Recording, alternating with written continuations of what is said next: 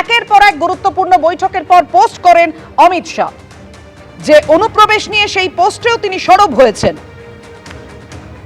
স্বাধীনতা সংগ্রাম থেকে শুরু করে ধর্মীয় পুনর্জাগরণের কেন্দ্র হিসেবে পরিচিত পশ্চিমবঙ্গ আজ তৃণমূল কংগ্রেসের তোষণমূলক রাজনীতির ফলে অনুপ্রবেশকারীদের আশ্রয়স্থলে পরিণত হয়েছে। এই বিধানসভা নির্বাচনে রাজ্যকে অনুপ্রবেশকারী মুক্ত করতে এবং বিজেপি সরকার গঠনের লক্ষ্যে দলের প্রতিটি কর্মী সর্বশক্তি দিয়ে কাজ করবে। অর্থাৎ দুর্নীতি অনুপ্রবেশ নিয়ে তিনি পোস্টেও সরব হয়েছেন, আর দলীয় বৈঠকে এবং সর্বসমক্ষে তো বার্তা দিয়েছেন অমিত শাহ। আমি এখানেই কৃষাণুর কাছে আসবো। কৃষাণু, 24 ঘন্টা আগেই 26-এর বিধানসভা নির্বাচনে তিনি যে 2/3 আসনে জিতে পশ্চিমবঙ্গে ক্ষমতায় আসবে বিজেপি, সেটা একেবারে পরিষ্কার করে দিয়েছেন, এবং 15ই এপ্রিল সেটা পরিষ্কার বলে দিয়েছেন তিনি। 3.5 মাস যে তৃণমূলের আয়ু, সেটা একেবারে পরিষ্কার করে তিনি বুঝিয়ে দিয়ে গেলেন, বলে দিলেন যে বুকে লিখে নিন বিজেপির নাম। কেন বুকে লিখতে যাবে কেন? বিজেপি ক্ষমতায় এলে সকলের বুক ছিঁড়ে রক্ত দিয়ে লিখে দিতে হবে, মানে যেরকম ত্রিপুরা বা উত্তরপ্রদেশে করছেন। বাংলার মানুষ ভালোভাবে জানেন, আর উনার কথাবার্তা জানি না তোমরা কেন এত সিরিয়াসলি নিচ্ছ। বাংলার মানুষ, বাঙালি জনগণ সিরিয়াসলি। কেন্দ্রীয় স্বরাষ্ট্রমন্ত্রী অমিত শাহ যা বলেছেন সেটাই আপনাকে বললাম। না, সেটাই বলছি, তো সিরিয়াসলি নেওয়ার কিছু নেই। 200 পারও বলেছিলেন 2024, মাত্র গত বছর, আজকে এই বছরের শেষ দিন উনি বলেছিলেন 30টা আসন না 35টা আসন পাবেন, 12তে এনে থামিয়ে দিয়েছি আমরা। আগামী দিন তো শূন্য হতে চলেছেন, তো উনার কথার এত গ্রহণযোগ্য নেই। উনি আগে বলুন যে ঘুষপাইটিয়া, রোহিঙ্গা, বাংলাদেশে অনুপ্রবেশকারী এত বছরে কী করে ঢুকলো এবং কতজনকে SIR এর মাধ্যমে উনি ধরেছেন, সেটা উনি তথ্য দিন, পরিসংখ্যান দিন।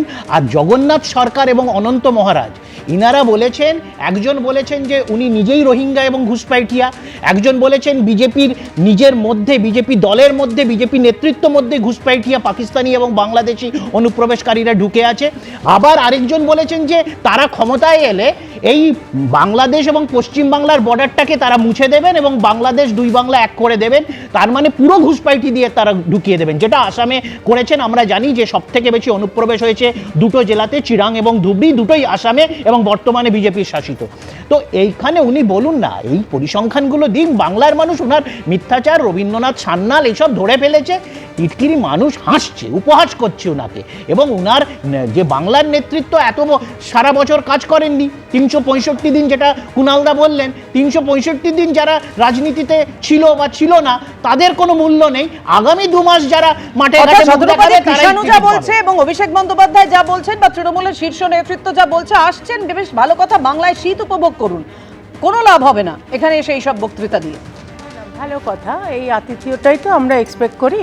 কিন্তু ওখানে মুখ্যমন্ত্রী তো কালকে হুঙ্কার দিয়েছে যে উনি নাকি দয়া করেছেন বলে স্বরাষ্ট্রমন্ত্রী পশ্চিমবঙ্গের মাটিতে পা রাখতে পেরেছেন। এই ধরনের কি বলবো, এটা মানে এটা সৌজন্যও নয়। এই ধরনের এক দেশের স্বরাষ্ট্রমন্ত্রী তিনি পশ্চিমবঙ্গে আসছেন, এবং সেটা আমার মনে হয় পশ্চিমবঙ্গের গর্বের ব্যাপার। তৃণমূল সরকার নাই মনে করতে পারে না। কৃষাণু, আমি তোমার সময় হাসিও নি, আমি বরঞ্চ মুচকি মুচকি হাসছিলাম এটা দেখে তুমি কিরম অট্টহাস্য করছো অমিত শাহর কথাবার্তা।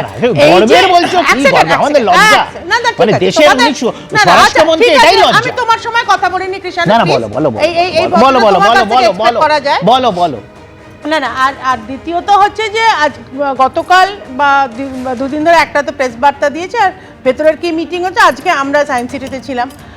উনি কিন্তু বারবার মানে কাউকে কোনো রকম ব্যক্তিগত আক্রমণ না করে উনি কিন্তু বারবার একটা কথা বলে যাচ্ছেন। আজকে তো স্পেসিফিক্যালি বলেছেন যে হৃদয়ে লিখে নাও, হৃদয়ে লিখে নাও বলে কৃষাণুরা হাঁটতেই পারে, কিন্তু এখানে বিভিন্ন রকম ন্যারেশন হয়তো, যেটা তোমাদেরও আনফর্চুনেটলি মিডিয়াকেও এটা ক্যারি করতে হয়, যে দিল্লি চায় না পশ্চিমবঙ্গ জিততে, বিভিন্ন রকম সেটিং আছে। সেই জন্য উনি কার্যকর্তাদের মনে একদম বললেন যে মনে গেঁথে রাখো, আগামী 4 মাসের মধ্যে, 120 দিনের মধ্যে সরকার বদলাবে। পশ্চিমবঙ্গের মানুষ একেবারে থান ডাল লিয়া হয়, ওনার ভাষায় একেবারে স্থির করে নিয়েছে যে সরকার বদলাবে। উনি আরও বলেছেন, উনি বারবার একই কথা বলেছেন যে হ্যাঁ, corruption is a very big issue, infiltrated বড় অনুপ্রবেশ বড় ইস্যু, কিন্তু পুরো সমগ্রভাবে পশ্চিমবঙ্গকে শেষ করে দিয়েছে তৃণমূল। সেই জন্য মানুষ চাইছে তৃণমূলকে সরাতে।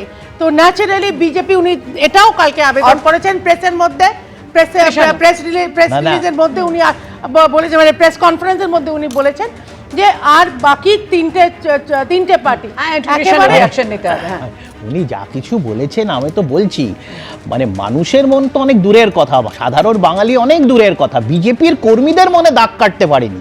তারা বলছেন যে ভাই মতুয়া এত আমাদের ভোটারগুলো কেটে গেল, বিজেপির এই নির্বুদ্ধিতার তোমাকে কারণে বলেছে। কেটে গেল।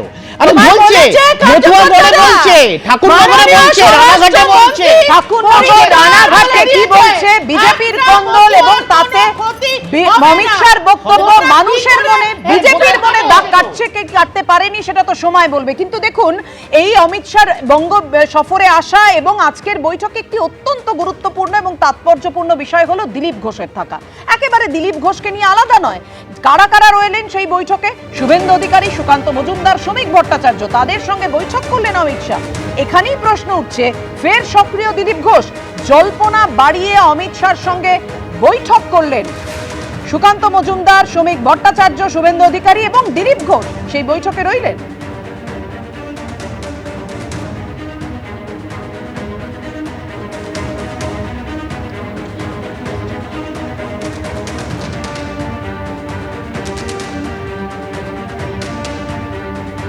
দিলীপ দা বহুদিন পর দলের সাংগঠনিক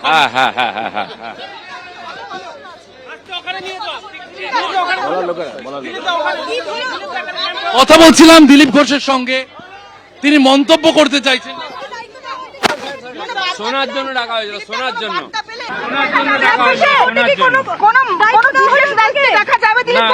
সেটা পার্টি জানে।